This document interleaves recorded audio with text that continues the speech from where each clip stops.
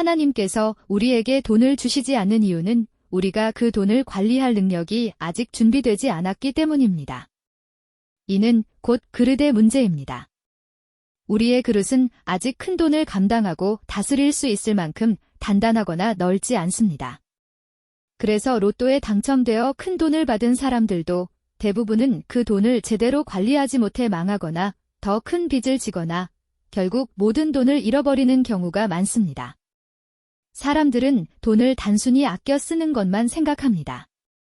하지만 돈을 잘 쓴다는 것은 단순한 절약이 아니라 어디에 어떻게 쓰느냐에 대한 지혜입니다.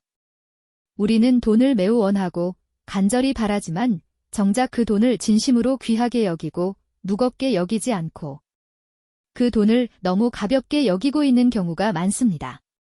그래서 돈이 생겨도 그 돈을 가볍게 여기는 우리의 그릇에선 그 돈이 머무르지 못하고 바람처럼 쉽게 날아가 버립니다. 하나님은 돈을 귀하게 쓸 자를 찾으십니다. 어느 날 하나님께서 제게 어떤 사건을 통해 깨닫게 하시고는 이렇게 말씀하셨습니다. 내 자녀야, 돈은 이렇게나 귀하단다. 저는 그동안 돈을 부정하거나 탐욕의 상징으로 여겨 더럽게만 생각해왔습니다. 돈을 원하면서도 동시에 돈을 경멸하고 있었습니다. 그러나 하나님은 분명히 말씀하셨습니다. 돈은 정말 귀하다. 그 순간 저는 깊이 깨달았습니다. 우리가 흔히 아무렇지 않게 사용하는 100만 원이 어떤 사람에게는 피 같은 돈이고 또 어떤 사람에게는 구원이 되는 생명의 돈이 될 수 있다는 사실을요. 그 이후로 저는 돈에 대해 전혀 다른 관점으로 생각하기 시작했습니다. 만약 여러분에게 큰 돈이 들어온다면, 예를 들어 여러분의 사업이 갑자기 큰 성공을 거두고 많은 수익이 들어온다면 그 돈을 어떻게 사용하시겠습니까? 대부분 이때 돈을 과소비하기 시작합니다. 사업이 꾸준히 잘 될 거라 생각하고 좋은 차, 좋은 집, 값비싼 물건들을 쉽게 사버립니다. 굳이 비싼 음식을 쉽게 사 먹습니다. 충분히 적정한 돈으로도 건강하고 좋은 음식을 먹을 수 있는데 굳이 더 비싸고 사치스러운 음식을 소비합니다. 그렇게 돈을 쉽게 낭비하다 보면 어느샌가 사업에서 수익이 줄어드는 것을 보게 될 것입니다. 요셉의 지혜를 배우십시오. 요셉이 해석한 꿈은 7년 풍년과 7년 흉년이었습니다. 요셉은 풍년의 기간 동안 흉년을 대비하기 위해 전국 각지에서 곡식을 모아 창고에 저장하게 했습니다. 하지만 많은 사업가들이 7년의 풍년처럼 사업이 계속 잘 될 때 과소비를 하며 흉년의 때를 대비하지 못하여 대부분이 그 위기를 버텨내지 못하고 사업의 부도를 내게 됩니다. 두 번째로 잘못된 방법은 그 돈을 관리 능력이 없는 가난한 사람에게 무조건 주는 것입니다. 어떤 사람이 가난하다고 해서 그에게 1억 원을 주었다고 가정해봅시다. 하지만 그 사람이 돈을 관리할 준비가 되어 있지 않고 돈을 가볍게 생각하고 허투루 사용하는 사람이라면 그 돈은 곧 낭비되거나 가치 없는 곳에 쉽게 소비될 것입니다. 그래서 하나님은 우리에게 딱 필요한 만큼만 주시는 것입니다. 왜냐하면 우리가 큰 돈을 받더라도 그것을 귀하게 사용하는 방법을 모르기 때문입니다. 여기서 중요한 점은 단순히 가난한 자에게 돈을 주는 것이 귀하게 쓰는 것은 아니라는 것입니다. 하나님은 돈을 씨앗으로 심기를 원하십니다. 그리고 그 씨앗이 100배의 열매를 맺기를 원하십니다. 하나님은 돈을 땅에 던져 낭비하듯 쓰는 것을 원치 않으시며 그 돈으로 100배, 아니 그 이상의 가치를 창출하길 원하십니다. 예를 들어 100만 원을 사용해서 10억의 가치를 만들어내는 것, 그것이 바로 돈을 가장 귀하게 사용하는 방식입니다. 여기서 말하는 10억은 단지 숫자가 아니라 사람들이 그 돈을 통해 누리게 되는 가치와 영향력을 말합니다. 예를 들어 사막에서 마시는 시원한 물 한 잔과 도시에서 흔히 마시는 물 한 잔은 같은 물이지만 가치가 완전히 다릅니다. 같은 100만 원이라도 어디에서는 10억의 가치처럼 쓰이기를 하나님은 원하십니다.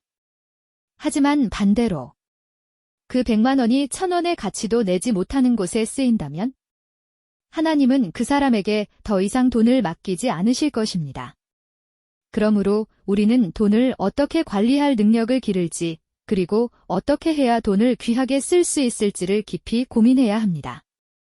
예를 들어, 당신에게 큰 돈이 있는데 어떤 기업이 세상을 더 번영시키고 이롭게 하는 기술이나 가치를 창출하는 제품을 만든다고 할 때, 그 기업에 투자하는 것은 매우 의미 있는 일입니다.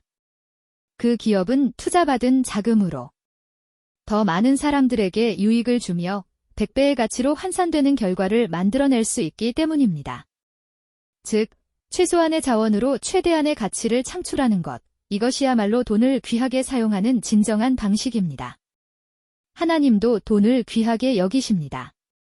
하나님은 결코 돈을 낭비하지 않으십니다. 그런데 왜 우리는 감히 그 귀한 돈을 가볍게 여길 수 있겠습니까? 하나님은 하나님 나라의 일을 위해 돈이 필요하다는 것을 잘 아십니다. 예를 들어, 교회를 짓는 일조차 돈 없이 할 수 없습니다.